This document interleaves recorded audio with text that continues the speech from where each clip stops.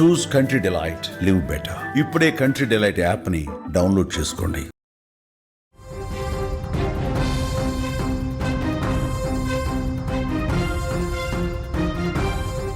ప్రపంచవ్యాప్తంగా new year సంబరాలు మొదలయ్యాయి. హ్యాపీ న్యూ ఇయర్ విషెస్ చెప్పుకుంటూ ప్రపంచ సంబరాలలో మునిగి తేలుతుండగా నంద్యాలలో మాత్రం దారుణ ఘటన వెలుగు చూసింది. కొత్త కొత్త ఆశలతో జీవితాన్ని కొనసాగించాలనుకున్నటువంటి ఆ కుటుంబం పూర్తిగా కూడా కనుమరుగైపోయింది. నంద్యాల జిల్లా తుడుముల దిన్నె గ్రామంలో చీకటి అలుముకుంది నిన్న జరిగినటువంటి ఘటనతోటి. అక్కడ పూర్తిగా గుండెలు పగిలే ఆర్తనాదాలు మొదలయ్యాయి.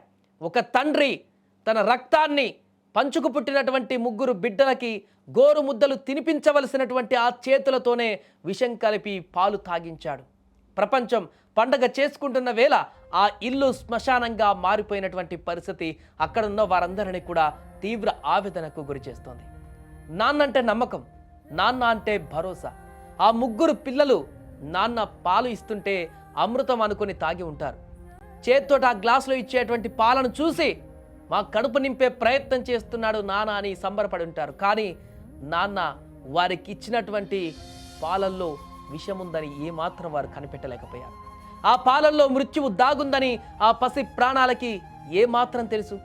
తుడుముల దిన్నెలో జరిగింది ఈ దారుణ ఘటన ఇప్పుడు ప్రతి ఒక్కరిని కంటతడి పెట్టిస్తుంది.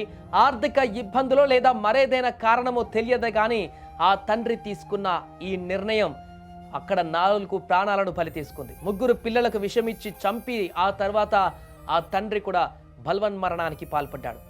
ఆ తండ్రిని చూసి జాలిపడాలో లేక పసిపిల్లను చంపినందుకు కోపగించుకోవాలో కూడా తెలియని పరిస్థితి అక్కడ ఏర్పడింది. ప్రపంచం మొత్తం కొత్త సంవత్సరం అనే సంబరంలో మునిగి తేలుతున్న వేళ ఆ పిల్లలకి మాత్రం ఇదే చివరి సంవత్సరంగా మారింది.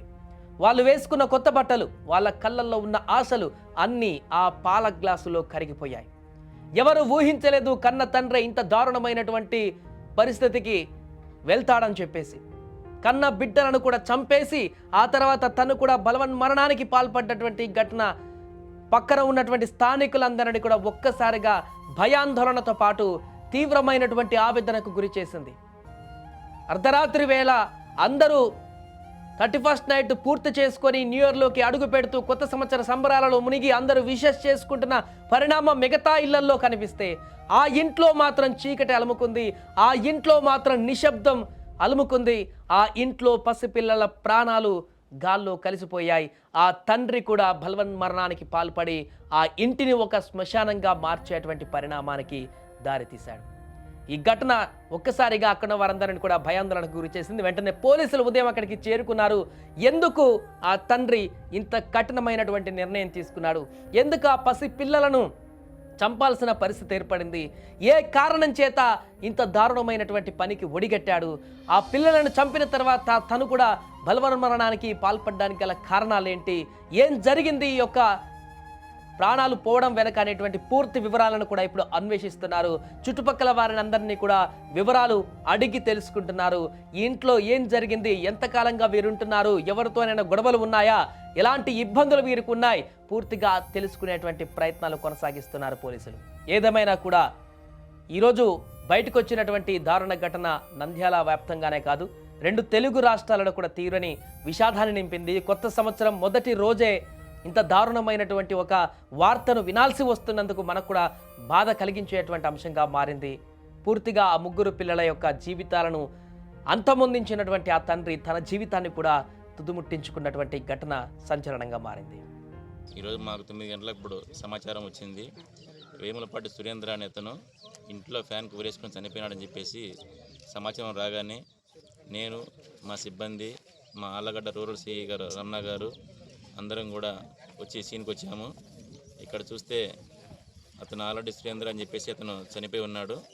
ఆ బాడీని కూడా వాళ్ళ అమ్మ తమ్ముడు వాళ్ళు దించిపెట్టారు. చూస్తే పక్కన 3 పిల్లలు ఉన్నారు, చిన్నపిల్లలు. పెద్ద అమ్మాయి పేరు కావ్య 7 ఇయర్స్, రెండో అమ్మాయి ధ్యానేశ్వరి 4 ఇయర్స్, మూడో బాబు గగన్ 2 ఇయర్స్. 3 కూడా చనిపోయి ఉన్నారు. వాళ్ళ తండ్రి సురేంద్ర మాత్రం ఫ్యాన్కి ఉరేసుకొని చనిపోయినాడు. కానీ 3 చిన్నపిల్లల మరణానికి ఇంకా కారణం తెలియదు. ఇది ఇంతకుముందే పోయిన ఆగస్టు నెలలో వాళ్ళ భార్య సురేంద్ర భార్య మహేశ్వరి కూడా ఆమె కూడా సేమ్ ఫ్యాన్ కురేషన్ చనిపోయింది. ఈ కుటుంబ కలహాలతో చనిపోయినారని చెప్పేసి ఊళ్ళో వాళ్ళు అంటున్నారు. తదుపరి మేము కేసు దర్యాప్తులో మిగిలిన వివరాలను తెలియజేస్తాం.